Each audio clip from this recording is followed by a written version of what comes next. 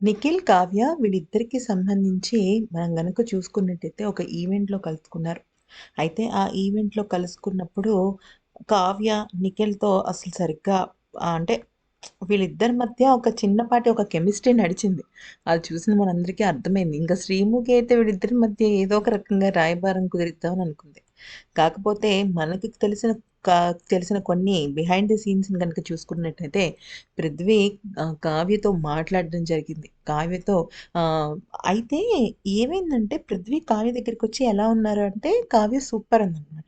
అంటే మీరెలా ఉన్నారంటే సూపర్ అంటే చాలా సేపు ఇద్దరు మాట్లాడుకున్నారు. ఆ తర్వాత పృథ్వీ అన్నాడు, "అక్కడ నిఖిల్ ఉన్నాడు రండి" అంటే, నేను రాను" అని చెప్పేసి తనక్కడ కూర్చుందనమాట.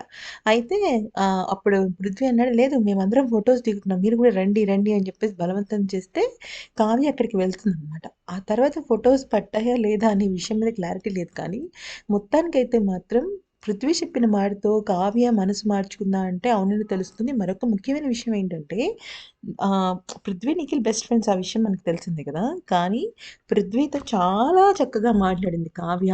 ఎంతలా అంటే అసలు ఒక బెస్ట్ ఫ్రెండ్‌తో మాట్లాడినట్టుగా మాట్లాడిందనమాట. దీన్ని బట్టి చూసినట్టయితే నిఖిల్‌తో కావ్య కలవడానికి సిద్ధంగా ఉన్నట్టే అర్థమవుతుంది. మరి ఈ వీడియో గనుక నచ్చితే లైక్, షేర్ అండ్ సబ్స్క్రైబ్.